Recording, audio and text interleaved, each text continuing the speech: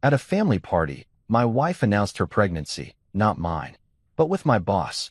Everyone cheered, expecting me to collapse. My wife's sister said, "We all know your boss have been doing your wife for a year, and you didn't even notice, loser." I raised a toast, smiling, just like I did with your daughter. "You're going to be a grandma. Surprise." Their faces turned pale. Minutes later, the police broke in and the real nightmare began. My name's Jordan Hale, and if there's one thing 12 years of marriage has taught me, it's that silence in a woman is more dangerous than a ticking bomb in a fireworks factory.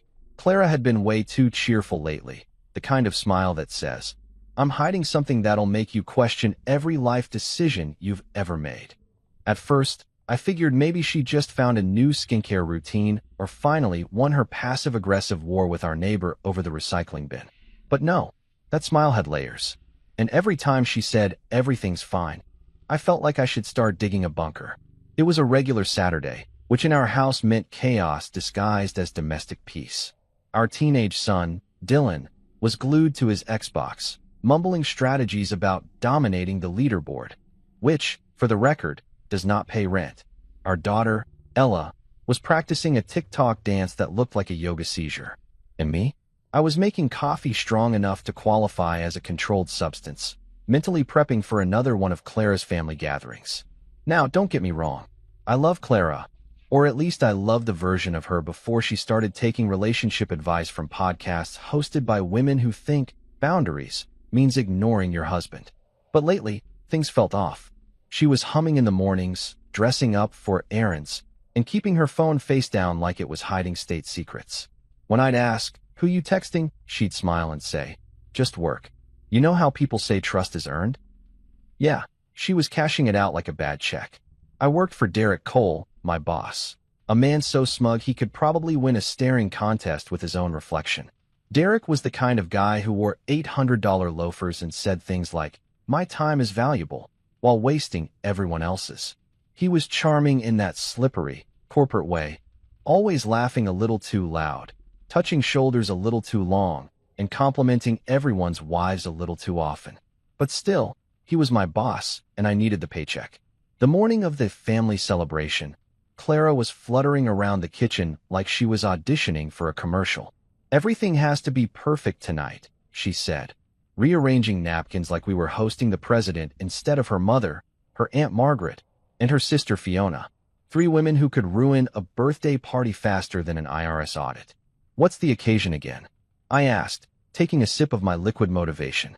"You'll see," she said, smiling that same suspicious smile. "It's a surprise." That's when I knew I was in trouble. In our marriage, surprise usually translated to emotional damage. By 6 p.m., the house looked like Pinterest threw up on it. Scented candles, cheese boards, twinkle lights, the works. I was dressed in the nice shirt Clara picked out, which was code for the one you can't stain with barbecue sauce. As family members started trickling in, I mentally prepared for the circus. First came Aunt Margaret, carrying a casserole dish that smelled like regret and onions. She hugged me like I'd just returned from war. "Jordan, dear, you've lost weight." "Trouble at home," she said, smiling sweetly. "You look tired." "I have 2 kids and a mortgage," I replied. "I've been tired since 2009. Then Fiona arrived, Clara's younger sister and self-proclaimed truth-teller. She was wearing sunglasses indoors and sipping wine like she was being paid by the gulp. Fiona never needed a reason to cause drama. She just considered it cardio. "Jordan," she said, smirking, "still working for that hot boss of yours? What's his name again? Derek something?" "Cole," I said flatly. "Yeah, still working for him." "Someone's got to fund your gossip addiction." She laughed, that fake laugh people use when they're offended but can't admit it. "You always were funny," she said. Pity Clara doesn't think so anymore. That one stung, but I smiled through it. I'd learned long ago that silence was the only weapon that made Fiona nervous. By the time Clara's parents showed up, I'd already had 3 glasses of wine. Her dad, Harold, shook my hand like he was trying to crush my career prospects, and her mom, Evelyn, looked at me with the same disappointment she reserved for undercooked chicken. "Jordan," Evelyn said, "you still at that little job of yours? Still paying your daughter's credit card bills with it?" I said before I could stop myself. Clara shot me a look that said, "Sleep with one eye open." Dinner was tense. Small talk bounced around the table like a wounded bird. I complimented the food, Harold complained about taxes, and Aunt Margaret told a story about a neighbor's colonoscopy that killed everyone's appetite. I tried to zone out, focusing on the potato salad. It was safer than eye contact. But Clara was glowing, laughing, chatting, sipping wine, touching her phone every few minutes. When I asked what was so funny, she said, "Just work stuff." "Work stuff, huh?" "Sure. Because everyone's corporate emails are that hilarious." After dinner, she stood up, tapped her glass, and said, "Everyone, can I have your attention?" I froze mid-sip. Oh no, not the announcement tone. I'd heard that tone before. It was the same one she used when she told me she bought a $3,000 ergonomic couch that felt like sitting on wet bread. Clara smiled, that picture-perfect grin that made my stomach churn. "I just want to say how much I appreciate all of you being here tonight. It's been such a special year." I nodded politely, pretending to care while silently praying this was just another sales pitch for her latest yoga retreat. Then she took a deep breath and said, "I have some wonderful news." The room went still. Even Fiona stopped sipping. "I'm pregnant." The room exploded in applause and gasps. Aunt Margaret clutched her pearls, Fiona squealed, and her mom started crying like she just won the Price is Right. Me? I just sat there, smiling like an idiot while every neuron in my brain short-circuited. Pregnant? We hadn't exactly been active. Between her late nights at work and my 60-hour weeks, we'd been about as intimate as distant cousins at a funeral. My mouth went dry. "Wow," I said weakly. That's great news." She beamed at me, but something about the way her eyes darted toward her phone made my stomach twist. I felt like the punchline to a joke I didn't understand yet. Then, from across the table, Fiona spoke. "Oh, don't act surprised, Jordan. We all know Derek's been doing your wife for a year." Silence. Dead silence. You could have heard a credit card decline. Clara's face turned ghost white, and the room collectively stopped breathing. I looked around, every pair of eyes on me, waiting for an explosion. They wanted fireworks. They wanted a scene. Instead, I laughed. Quiet at first, then louder. The kind of laugh that makes people question your mental stability. I leaned back in my chair, looked at Fiona, and said, "You sure about that?" She smirked. "Everyone knows." "Well," I said, raising my glass. "Congratulations, I guess. I always said Derek was good at taking my workload." A nervous chuckle rippled around the table. Clara stammered, "Jordan, that's not true. She's lying." "Sure," I said, still smiling. "Because Fiona is such a beacon of honesty." Her dad slammed his fork down. "This is ridiculous." I stood up, poured myself another drink, and said, "You're right, Harold. It is ridiculous. But hey, since everyone's sharing tonight, let's enjoy dessert. I have a feeling it's going to be unforgettable." And just like that, I knew my life was about to split clean down the middle, before and after that night. I didn't know exactly how ugly it would get, but one thing was clear. The silence was officially over, and the chaos had just RSVP'd. You ever walk into a room and instantly feel like your very existence ruined someone's evening? Yeah, that's every time I attend a Hale, Winter's family gathering. Clara's family doesn't need an occasion to assemble. They just need a target. And guess who usually wears that bullseye? Yours truly. If sarcasm burned calories, I'd be shredded by now. The Winters women, Clara's mom Evelyn, her sister Fiona, and her Aunt Margaret, could turn a baby shower into a courtroom drama. Evelyn, the matriarch, looked at me the way TSA agents look at water bottles over 100 milliliters. Fiona, the eternal gossip, never arrived without a secret and a drink. And Aunt Margaret? That woman collected rumors like stamps, only with more enthusiasm and less accuracy. The night started like every other hostage situation disguised as family bonding. The living room smelled like scented candles and judgment. There were cheese platters, wine glasses, and that one cousin who always found a way to bring up politics right before dessert. I brought a bottle of Merlot as a peace offering, even though I knew what I was really bringing was ammo for gossip, because if I didn't bring wine, they'd say I was stingy. If I brought it, they'd say I was trying too hard. Lose-lose situation. "Jordan," Evelyn sang, her fake smile so polished it should have had its own Instagram filter. "How's work?"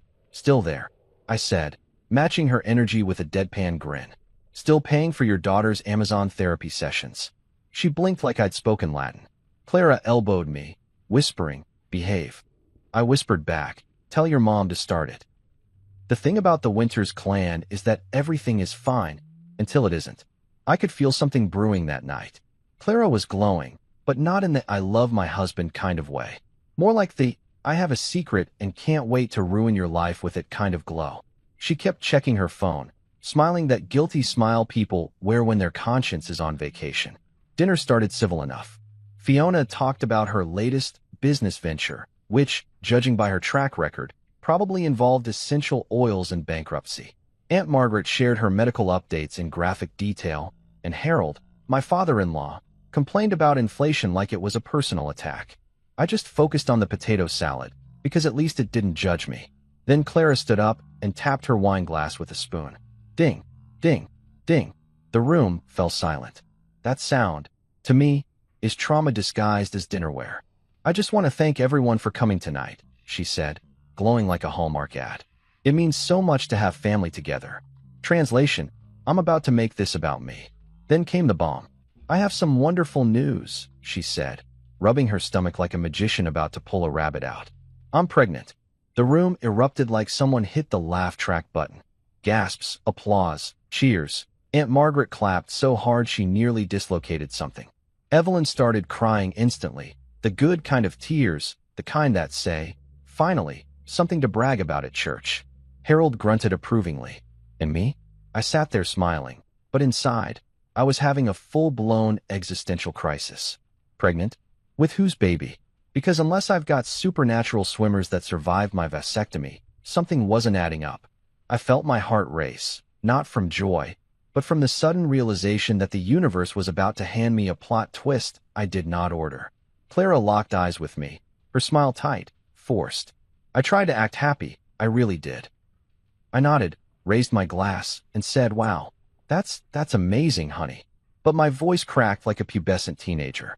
Then Fiona, God bless her chaotic soul, decided it was her moment to shine. She leaned back in her chair, swirling her wine like a Bond villain. "Oh, don't act surprised, Jordan," she said, smirking like she was reading from a script. "We all know Derek's been doing your wife for a year." And just like that, silence. The kind of silence that hits harder than any shout. The air thickened. Forks froze midair. Even the candle flames seemed to pause in disbelief. My brain short-circuited. I blinked once. Twice. The laughter in the room died so fast it gave me whiplash. My wife's face turned pale as printer paper. Evelyn gasped. Harold's jaw dropped. Aunt Margaret looked like she'd just been given front-row seats to her favorite soap opera. "Fiona," Clara hissed, her voice shaking. "That's not true." "Oh, please," Fiona said, shrugging. "Half this room's heard the rumors. You two practically had a couple's retreat at Derek's lake house last summer."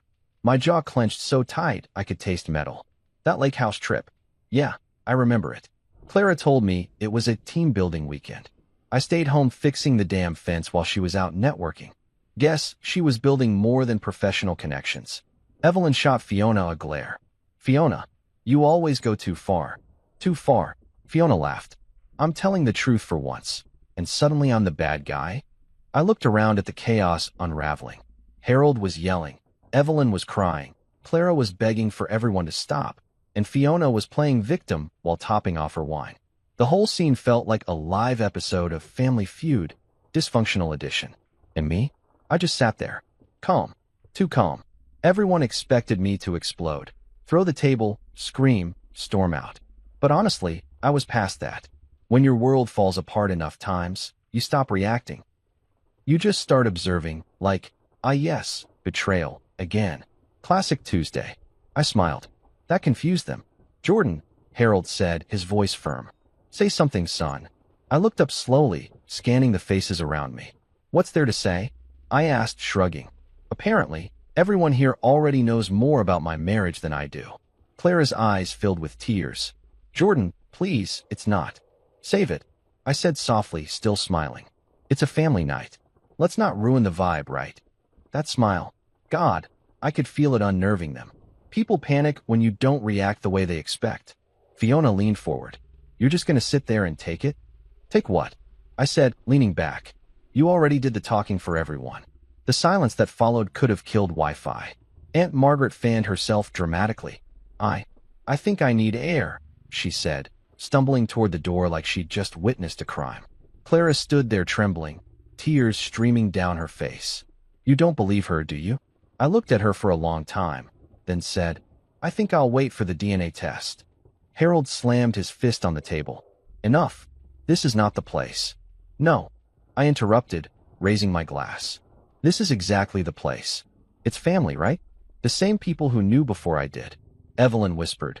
Jordan, please, don't make this worse. Worse, I said, laughing. Ma'am, I think we've already hit rock bottom and started digging sideways. That did it. Fiona stood up, pointing at me like she was starring in some courtroom drama. Don't turn this around on me, Jordan. Maybe if you'd been a better husband. I cut her off. Oh, Fiona, please. Don't start rewriting history. You can't even manage your own life without turning it into a group project. She gasped. You arrogant. I raised my glass higher. To family, I said cheerfully. Because who needs enemies when you have in-laws? No one laughed. Clara broke down crying. Evelyn was fanning her. Harold muttered about calling a priest, and I just sat there, savoring my drink, because at that moment, chaos felt oddly liberating. I leaned back, looked around, and thought, so this is what it feels like when everything burns down quietly. I wasn't planning my revenge yet. I wasn't angry, not yet. But deep down, under the calm, I could feel it brewing. The kind of anger that doesn't shout, it calculates. Because if they wanted a show, I was about to give them one they'd never forget. I looked at Fiona one last time and said with a smirk, Careful what you wish for, sweetheart. Sometimes the calm one's just loading the next chapter. You know that weird stillness after an explosion, when your ears are ringing, the smoke's hanging in the air, and everyone's just blinking, trying to remember what planet they're on. Yeah, that was my living room after I dropped the Lily's pregnant nuke. Nobody moved. Nobody breathed. The only sound was Aunt Margaret wheezing on the floor beside her wine glass like she was halfway to meeting Jesus. The smell of potato salad and family dysfunction lingered like bad perfume. Fiona was the first to come back to life, and boy, she came back swinging. She lunged across the table like a drunk raccoon, shrieking, You liar! You disgusting! How dare you! I stepped back, because I'd seen this woman drunk on Thanksgiving, and she fights like she's auditioning for WWE. Oh, please, I said, ducking as she grabbed for my sleeve. You think I'd lie about something this stupid? Trust me, Fiona, I didn't have to aim high to beat your family's moral standards. Evelyn screamed, Stop it. Everyone stop it. We're family, Harold yelled. You've embarrassed us all. Clara was sobbing so hard her mascara was dripping down her face like melting asphalt. Derek wasn't there, thank God, but spiritually speaking, his ghost was definitely hovering over that cheese board. I don't know what it says about me that I felt completely calm through it all. Maybe it was shock, maybe it was the Pinot Noir, or maybe I'd just reached that spiritual level of marriage burnout where chaos starts to feel like jazz music, wild, improvised, and somehow fitting. I raised my hands, palms out, like I was surrendering to reason. Look, everyone calm down. We've all said and done some questionable stuff tonight. Clara made an announcement. Fiona added her own commentary. I just followed the theme. Theme? Fiona spat.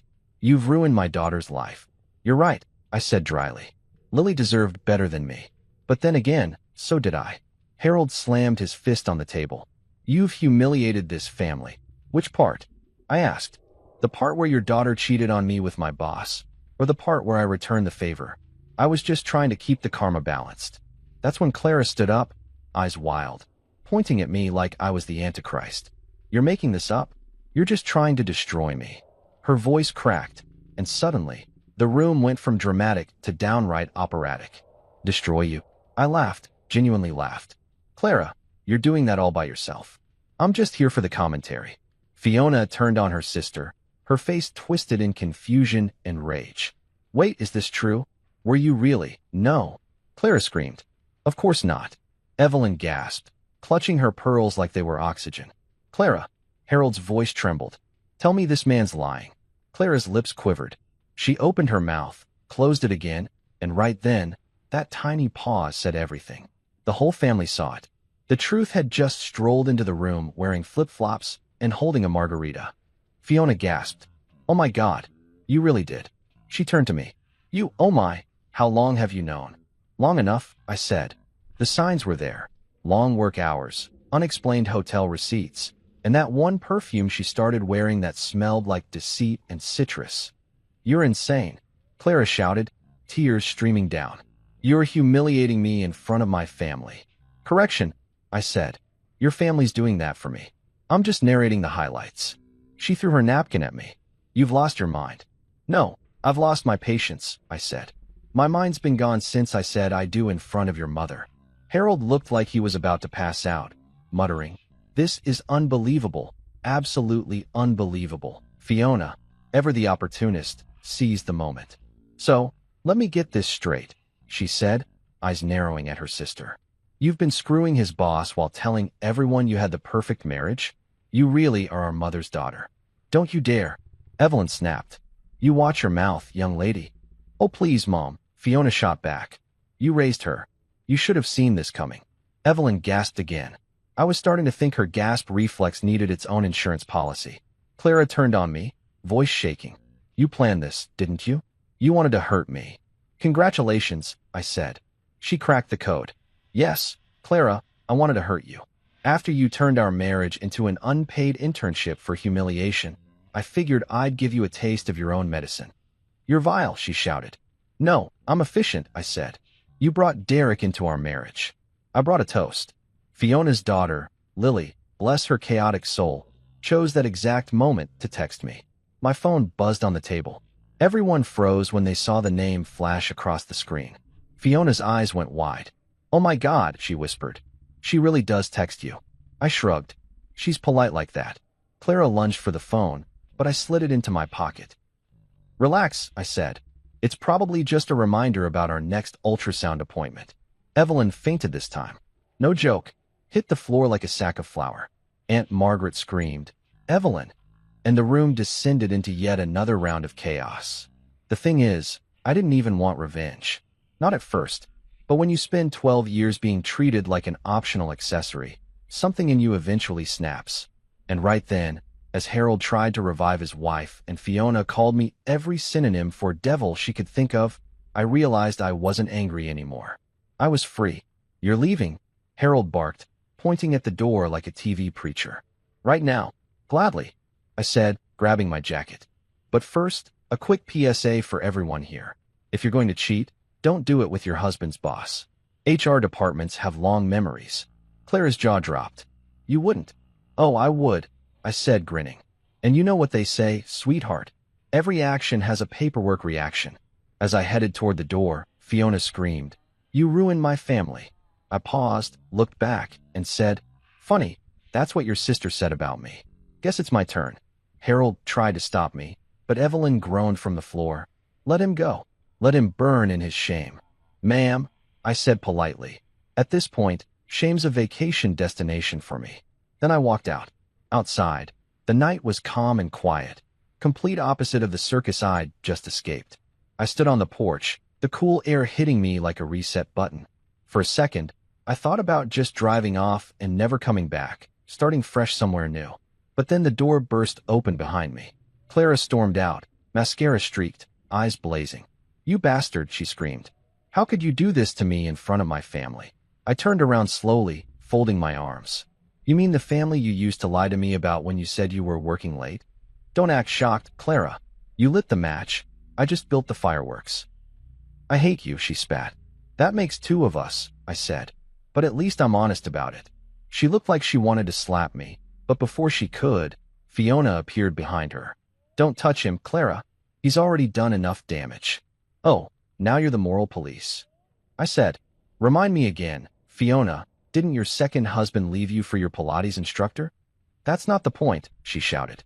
You've poisoned this family. Lady, I said, sighing. This family was poisoned long before I got here. I'm just the one who finally read the warning label. Clara screamed in frustration and stomped back inside. I stood there, hands in my pockets, staring at the night sky. I don't know how long I stood there, but eventually Harold came out, quiet, calm, the patriarch once again. Jordan, he said, voice low. You've caused a mess tonight. With all due respect, Harold, I said, I just uncovered one. Your daughter's been cheating, Your other daughter's running her mouth, and your wife's pretending not to know. I just said it out loud. You could have handled this privately, he said sternly. You think she gave me that option? I asked. She made the announcement. Fiona made the accusation. I made the toast. I call that teamwork. Harold rubbed his temples. You're a stubborn man. And you raised stubborn women, I said.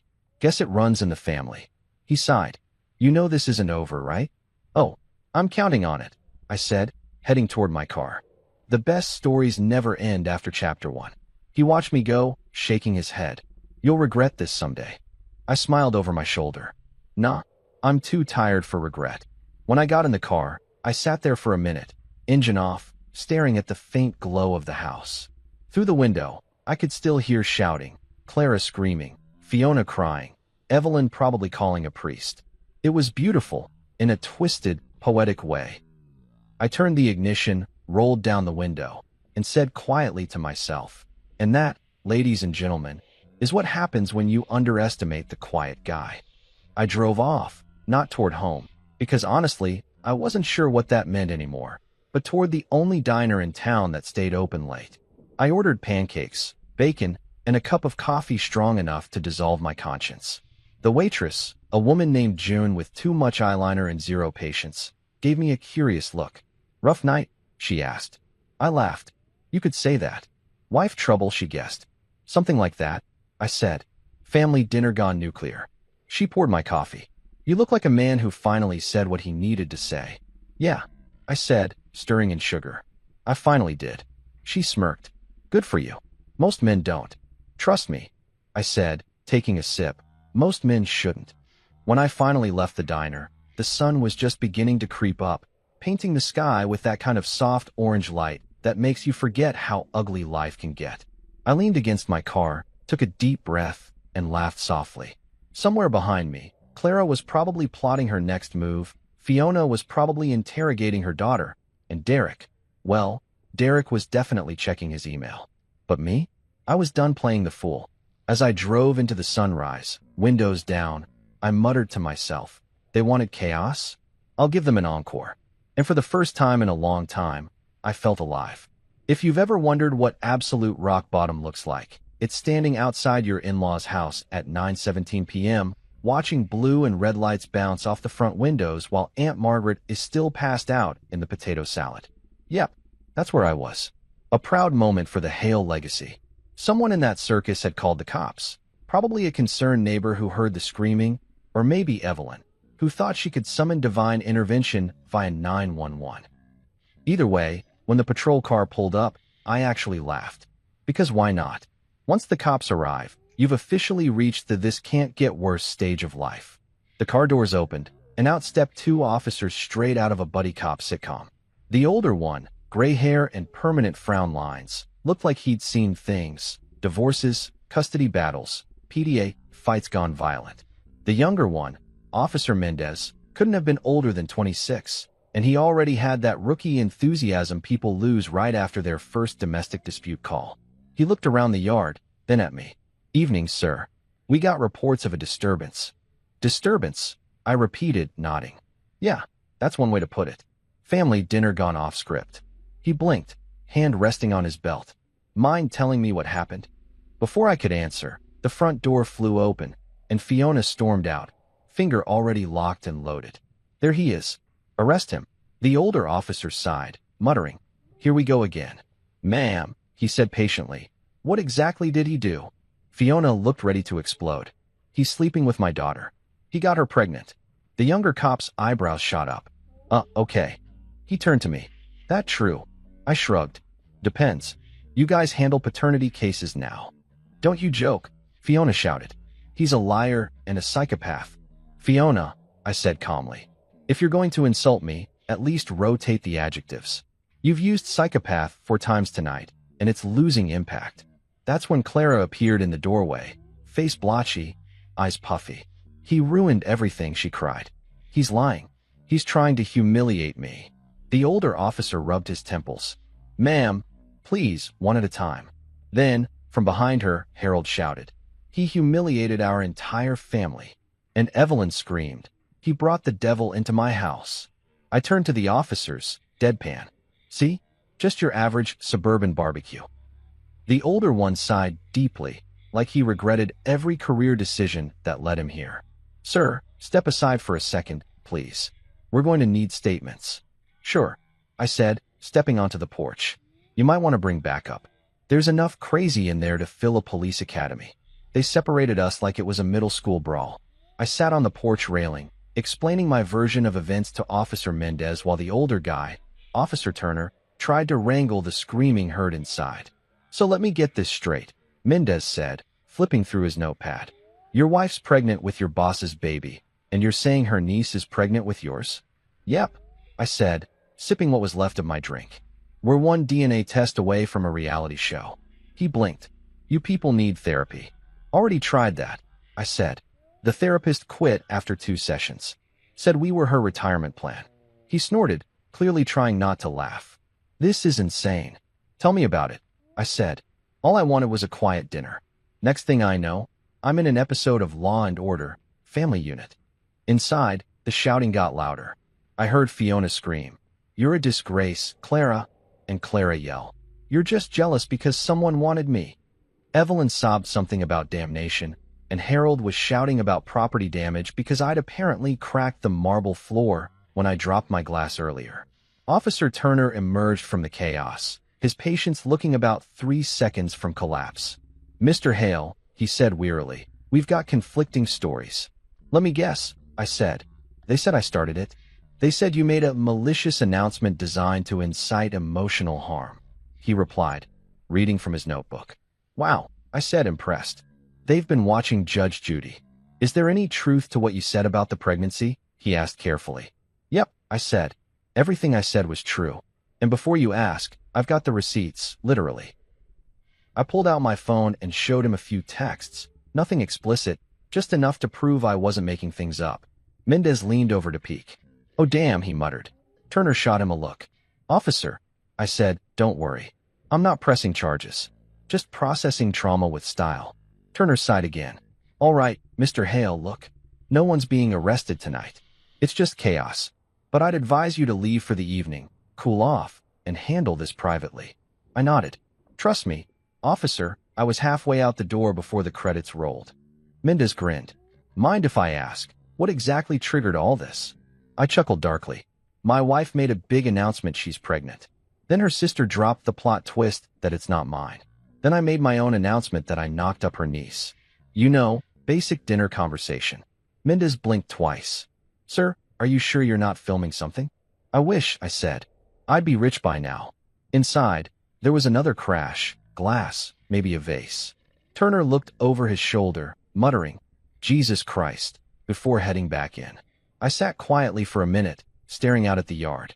The same yard where I'd mowed the grass every summer, built the deck, hosted birthdays, tolerated holidays. And now, thanks to one night, it was officially the scene of a scandal that'd make TMZ blush. Clara stormed out again, makeup streaked, eyes blazing. "You're leaving," she shouted, pointing toward the driveway. "Right now." I gave her a lazy salute. "Already planned on it. But thanks for the push, sweetheart." "You've destroyed everything," she yelled. "My reputation, my family." "Oh, please," I interrupted. "You were doing fine destroying that without my help." I just sped up the timeline. She looked like she wanted to hit me, but Mendez stepped between us. "Ma'am, please. Let's all just calm down." "Calm down," she repeated hysterically. "He's a lunatic." Mendez turned to me. "Sir, maybe it's best if you don't provoke her." "Who, me?" I said, hand to my chest. "I'm the picture of restraint." "Jordan," Clara screamed. "You're heartless." "Correction," I said. "I had a heart. Then it tried to love you." She gasped like I'd slapped her, which, honestly, was fair. But I was beyond caring. I was out of empathy and running purely on caffeine and spite. Officer Turner reappeared, rubbing his forehead. "All right," he said. "Mr. Hale, can we arrange for you to leave peacefully?" "Absolutely," I said, walking down the steps. "I'm practically a walking peace treaty right now." Fiona, from the doorway, screamed, "Don't come near my daughter again, you creep." I turned and smiled. "Oh, don't worry, Fiona. You'll be too busy explaining tonight's headlines to worry about me." "You're disgusting," she shouted. "Thank you," I said. "But the real credit goes to this family. You people could ruin a baptism. Turner muttered under his breath. I've seen bar fights calmer than this. As I reached my car, Evelyn called out from behind Harold. Jordan, you'll burn in hell for this. I grinned. If it means I don't have to spend eternity with this family, ma'am, that's starting to sound like heaven. Mendez actually snorted before quickly pretending to cough. Sir, he said, please drive safe. I'm safer away from here, I said, starting the car. But as I reversed out of the driveway, I saw something that stopped me cold. Clara's phone, still in her hand, lighting up again with Derek's name. The preview line read, "Tell them I'm sorry. This got out of control." I laughed out loud, the sound more bitter than amused. Yeah, I muttered. Out of control. That's one way to describe it. Turner tapped on my window. Everything okay, Mr. Hale? Peachy, I said, rolling it down. You ever wonder what it feels like to watch your whole life implode in HD? He gave me that look cops give people they know are having a breakdown, but can't legally stop from leaving. Take care of yourself, son, he said quietly. And maybe find a good lawyer. Working on it, I said. Got one on speed dial. Divorce attorney, not criminal. Yet. Then I drove off into the night, headlights cutting through the dark suburban streets. I didn't go home right away. I just drove. Past the grocery store where Clara once made me wait 2 hours for just milk. Past Derek's office building that now looked like a crime scene in my brain. Past every corner of town that used to feel normal. By the time I pulled into a cheap motel off the highway, it was past midnight. The neon sign buzzed, half-lit, reading Vacant Y. How poetic. I checked in under my real name because, honestly, who was coming after me? Harold with a Bible? I threw my bag down on the creaky bed, stared at the ceiling, and laughed until I cried. My phone buzzed again. This time, it wasn't Clara, it was Lily. Lily, I heard what happened. Are you okay? Me, define okay. Lily, they're saying you went crazy. Me, nah? I went honest. There's a difference. She sent a typing bubble that came and went 3 times before finally sending. You didn't deserve that. I stared at that text for a while. Then I typed back, thanks. But maybe I did. Maybe this is what it takes to hit reset. The TV in the corner was playing some rerun of Cops, and I couldn't help laughing again. The irony was almost cinematic. When I finally shut the lights and laid down, I realized something strange. I felt lighter. Like a man who'd been carrying 1,000 pounds of polite silence and finally dropped it. The world hadn't ended. It had just gotten quieter.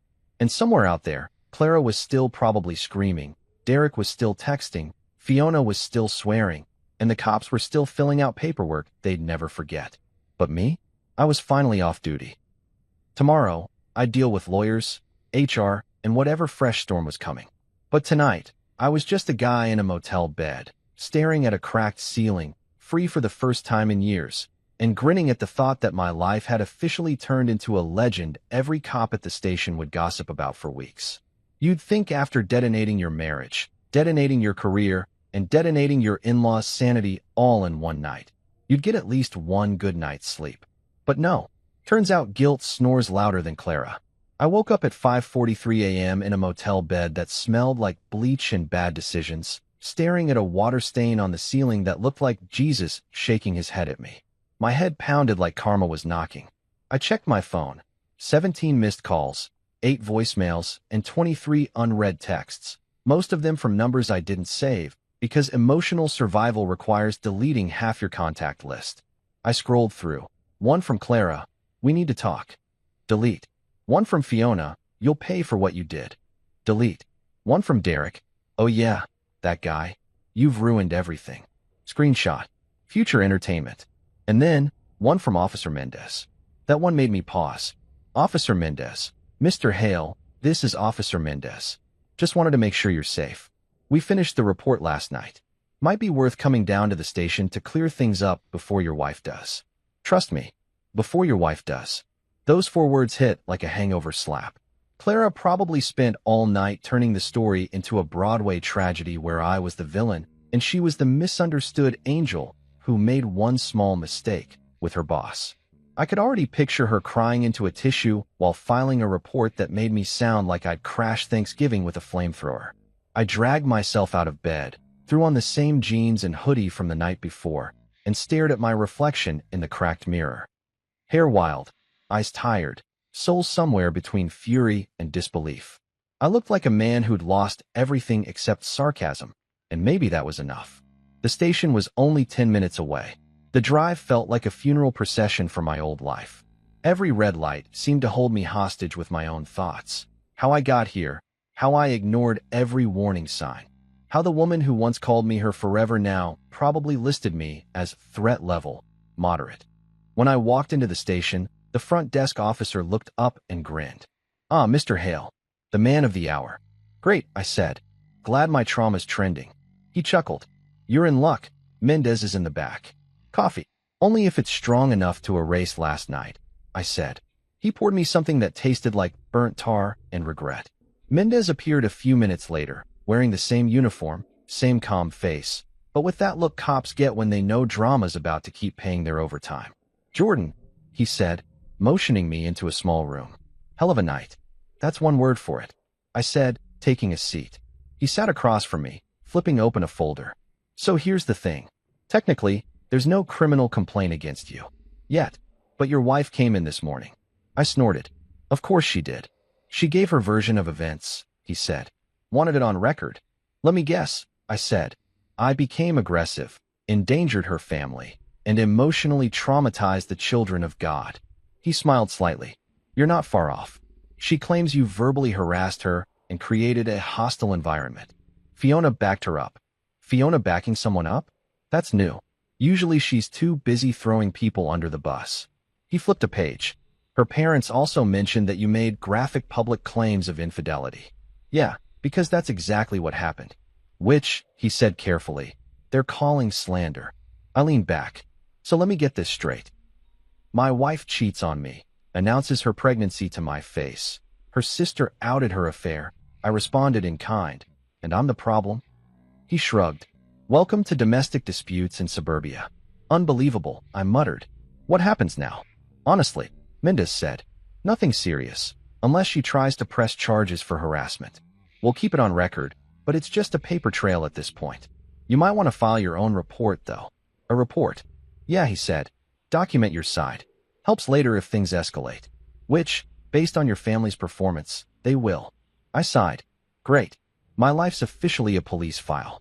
"Could be worse," he said. "Could be a Netflix documentary." That made me laugh. "Give it time." He slid a form across the table. "Just summarize the events from your perspective." I took the pen. "You sure you want me to be honest? Because if I start describing Fiona, this could turn into a roast." "Just the facts," he said, suppressing a grin. I started writing. "Family gathering turned volatile due to revelation of spousal infidelity." Subject, me, responded with equal opportunity truth bomb. Result, verbal altercation, emotional combustion, arrival of law enforcement, 0 casualties except 1 potato salad. Mendez leaned over my shoulder, reading. "You're not wrong." When I finished, I slid the paper back. "There. Short, sweet, and accurate." He looked at it and said, "You ever thought about writing comedy?" "Buddy," I said, "I'm living one." He chuckled. "All right, Mr. Hale, I'll file this. But heads up, your boss Derek called the station too." I froze. "You're kidding." "Nope. Said you threatened his professional reputation. Wanted to know if he could seek legal protection from harassment." I laughed so hard I nearly choked on my coffee. "He's the guy who was sleeping with my wife, and I'm the harasser?"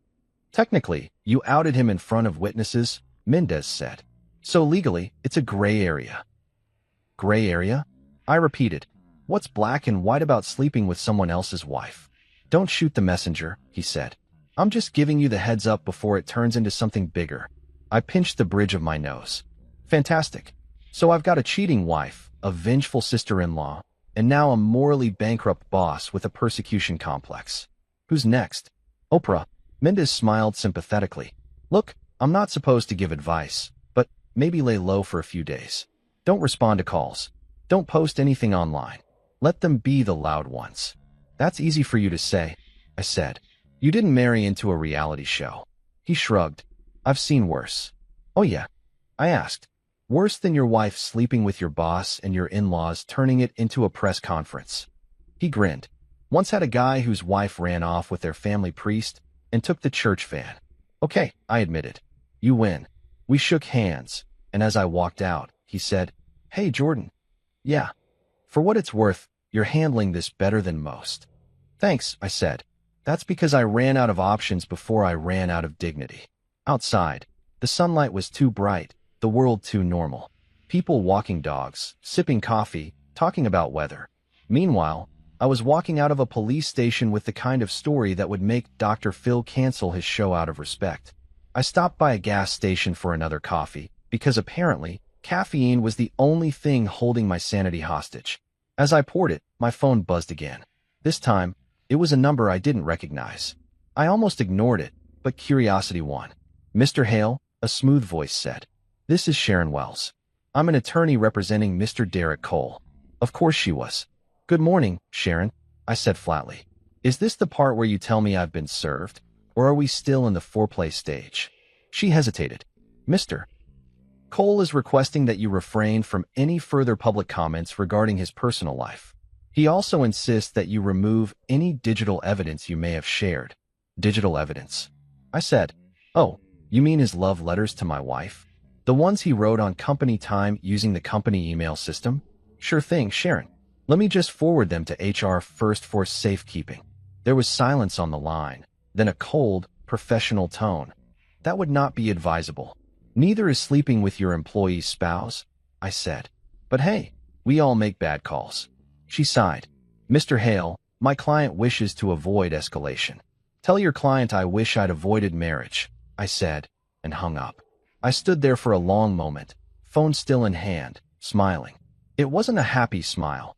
It was that kind of broken, sarcastic grin people get when they realize the worst is over and the cleanup's just beginning. When I got back to my motel room, I found a folded piece of paper slipped under the door. No envelope, just my name written in neat, shaky handwriting. I opened it. Jordan, this is Officer Turner. We closed the case report for now, but FYI, your father-in-law came down this morning. He tried to file a restraining order on behalf of Clara. We couldn't process it since you haven't threatened anyone, but I'd still tread carefully. Of course Harold did. That man would try to sue Gravity if it embarrassed him. I tossed the note onto the nightstand, sat on the bed, and stared at the wall. My life was now officially a collection of police paperwork, voicemail threats, and lawyers' warnings. And yet, under all that chaos, I felt something new. Peace. Maybe that's what happens when the storm hits hard enough. Eventually, you stop fighting the wind. I decided to write my own police report, just for me. Opened the motel notepad and scribbled at the top. Incident summary, the Great Collapse. Date, last night. Victims, common sense, dignity, potato salad. Suspects, Clara, perpetual liar. Derek, office adulterer. Fiona, unlicensed chaos agent. Witnesses, entire Hale Winters circus. Investigator, one tired husband with too much sarcasm and not enough whiskey asterisk asterisk. I added one final line. Case status, closed, pending reinvention. I tossed the pen aside and laid back on the bed, phone buzzing again somewhere under the pillow. Probably Clara, or maybe Fiona, maybe both.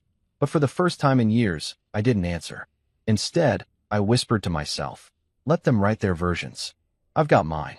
And as I closed my eyes, I thought, if the world wants a villain, I might as well give them one worth remembering. You ever walk into your job after your personal life has gone viral among people who still think HR is on their side? That was me on Monday morning. I'd barely made it through the revolving doors of coal dynamics before I could feel the whispers hitting me like Wi-Fi signals of shame. Every cubicle I passed had that low hum of gossip disguised as productivity. Papers shuffled louder than usual, screens glowed brighter, and people suddenly became fascinated with their staplers whenever I walked by. I didn't need a crystal ball to know what was going on. Someone had already told everyone everything. The receptionist, Tanya, looked at me with pity mixed with the kind of curiosity usually reserved for true crime documentaries. Morning, Jordan, she said, voice soft like she was talking to a hospice patient. Morning, Tanya, I said. How's life in the rumor mill? Her eyes darted around nervously. I didn't say anything. Of course not, I said. The walls probably did it themselves. I kept walking, pretending not to notice how half the office had their phones angled like they were checking emails while recording for TikTok. If I ended up as a trending hashtag, I at least hoped the caption was creative, something like hashtag the employee of disaster. My desk was exactly where I'd left it, right next to the break room where people pretended to refill their coffee just to eavesdrop. My inbox had 57 new messages, and half were from people who hadn't spoken to me since 2019. One subject line read, "Are you okay, bro?" Another said, "Heard you had a rough weekend. Let's grab lunch." Sure, now they cared. I powered up my computer, fully expecting my access to be revoked. Nope, it still worked. Either HR hadn't caught up yet, or Derek was too busy explaining to his wife why team building now came with ultrasound photos. I was halfway through deleting pity emails when I heard the sound that could make any grown man's soul shrivel. Jordan, in my office. Now, Derek's voice, smooth, commanding, and currently trembling with rage. I stood up, straightened my tie like a man heading to his own execution, and walked toward the corner office where the glass walls were now a stage for humiliation. The door slammed shut behind me. Derek was standing by the window, jaw tight, veins visible. "You humiliated me in front of everyone," he said. I leaned on the chair across from him. "Oh, you mean the family party or this office? Hard to keep track." "This isn't a joke, Jordan," he snapped. "Do you have any idea how bad this looks for me? For the company?" I crossed my arms. "Probably as bad as it looked when you were sending love emails from your company laptop. Want me to forward those to legal or just print them for decoration?" His eyes widened. "You wouldn't dare." "Buddy," I said, smirking, "I've already dared. You know those emails where you called her my sweet distraction? HR's going to love that one." Very poetic. He took a step closer. "You think you can blackmail me?" I shrugged. "I think I can remind you that cheating with an employee's spouse violates half the policies you wrote." "You're fired," he spat. "Cool," I said casually, placing a USB stick on his desk. "But before you make it official, maybe you should plug this in. It's got copies of all your love letters. I figured you'd want souvenirs before IT wipes your drive." He didn't touch it, just stared at me, jaw clenching so tight I could hear the enamel cracking. "Jordan," he said slowly, "you've made a mistake. I can ruin you." I laughed. "Buddy, my wife already beat you to it. The rest is just bonus material." He glared at me. "You think this makes you some kind of hero? You're a joke." "No," I said, smiling. "I'm an employee who finally read the fine print. Turns out, loyalty doesn't pay as well as leverage." He pointed at the door. "Get out before I have security remove you." I stood, leaned across the desk, and said, "No need. I've already removed myself from the company's Slack. But you might want to log out of your own before HR does it for you." As I left, Tanya pretended to look busy while watching every second of my walk back through the office. I swear someone whispered, "He actually did it." Another whispered, "Legend." Honestly, I kind of liked that one. Halfway to the elevator, I passed Greg from accounting, who gave me a subtle thumbs up.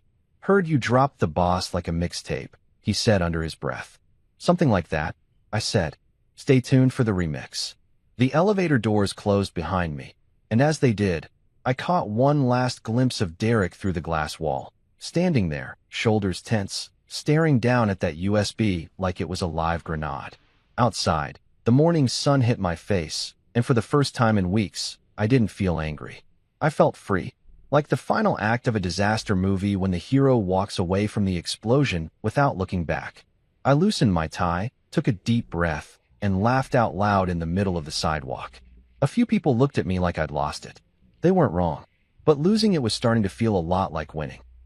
I grabbed coffee from the cart on the corner, the same one I used to stop at every morning when I still cared about showing up early. The barista, a guy named Alex, raised an eyebrow. "You look different, man." "Yeah," I said. "I stopped pretending life's fine." "About time," he said, handing me the cup. "This one's on me." "Careful," I said. "I might start thinking I'm famous." He grinned.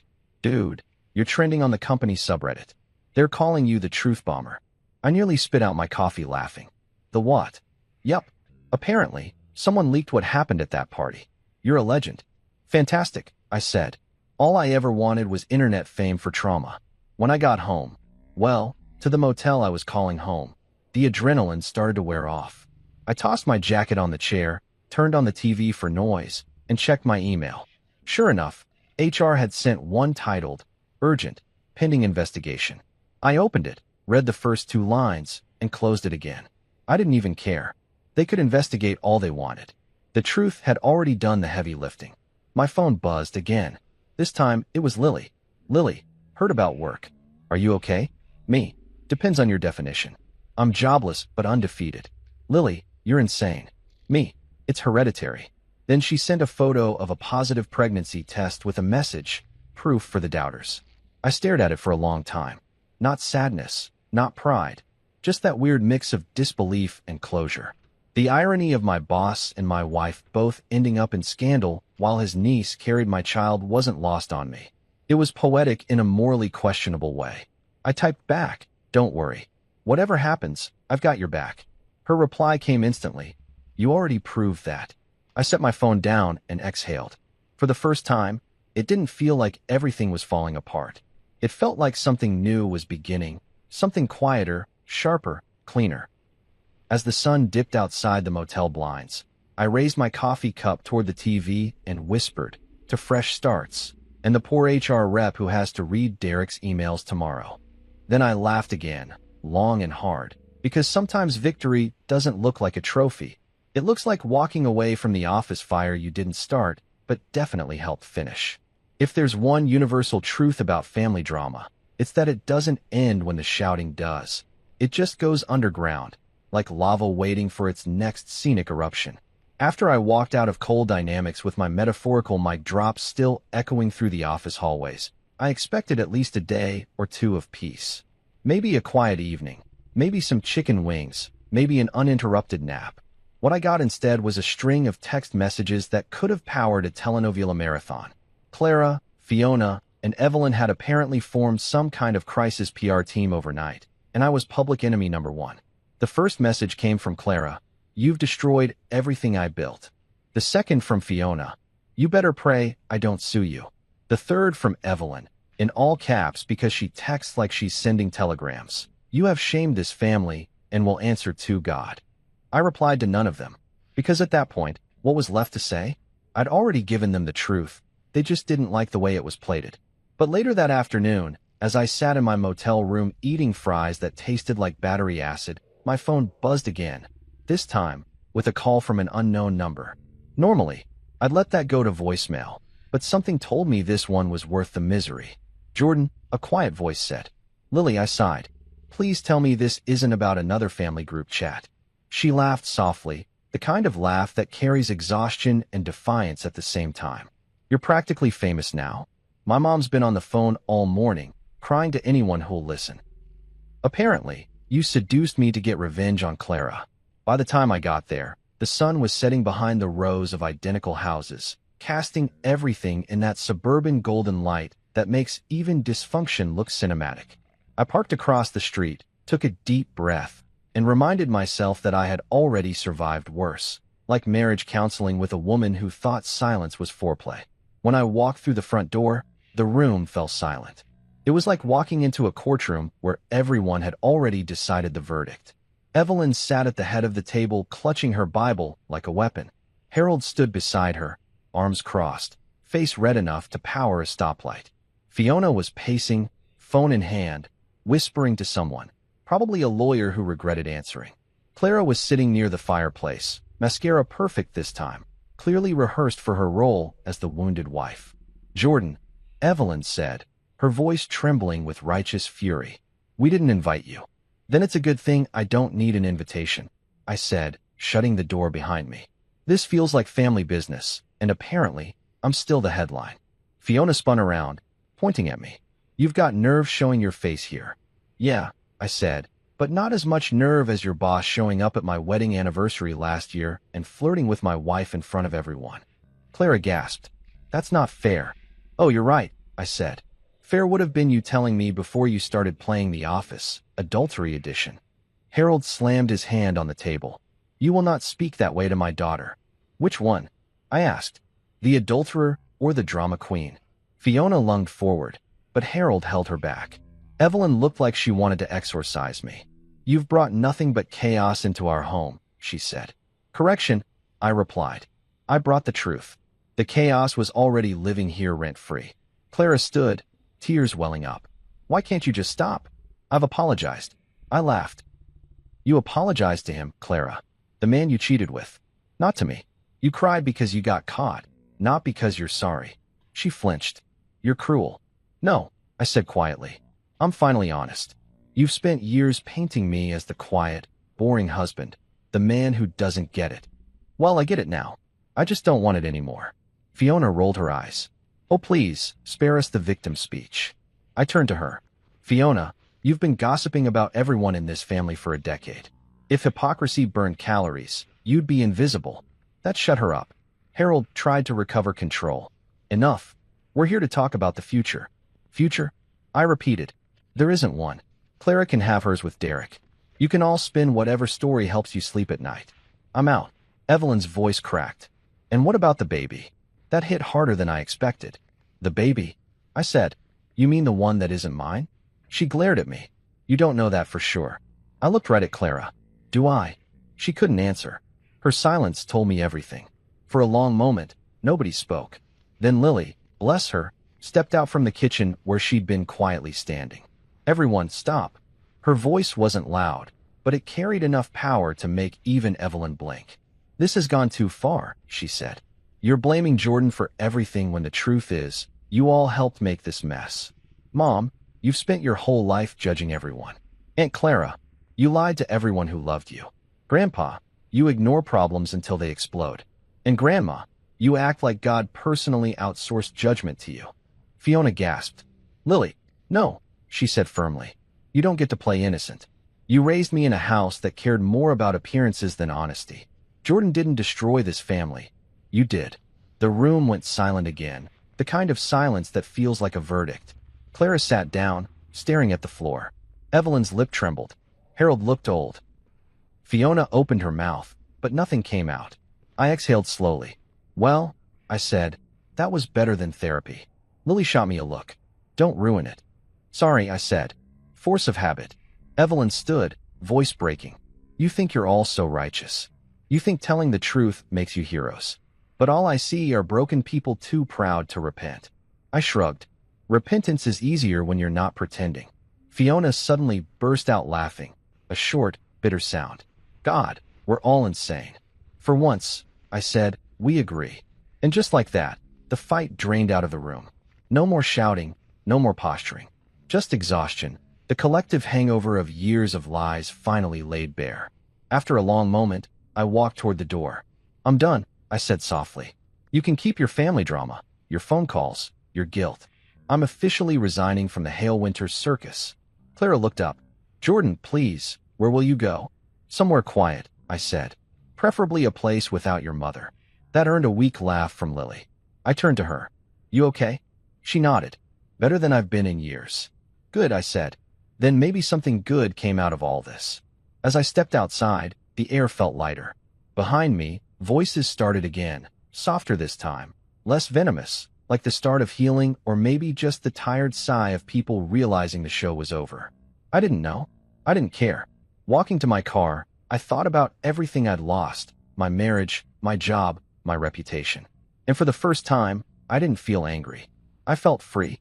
Free from pretending, from playing the quiet husband, from living in a house where love had turned into obligation. When I drove away, the streetlights flickered on, one by one, guiding me down a road that finally felt like mine again. The phone buzzed once more, another message from Clara, probably, but I didn't look. I just turned up the radio, rolled down the window, and said to myself, that's enough noise for one lifetime. And for the first time in a long time, the silence didn't scare me. It felt earned. It's funny how fast people's memories turn selective once karma starts clocking in for overtime. 1 week after I left that house of horrors, the Hale Winters family intervention, that felt more like an exorcism. Everything started unraveling faster than a knockoff sweater. It was like life had finally switched teams and decided to start rooting for me. I didn't lift a finger. I didn't need to. People like Derek Cole and Clara Hale had built their lives on smoke and mirrors. I just opened a window. It began with an email from HR. Not to me. Those geniuses wouldn't dare put anything that useful in writing, but to half the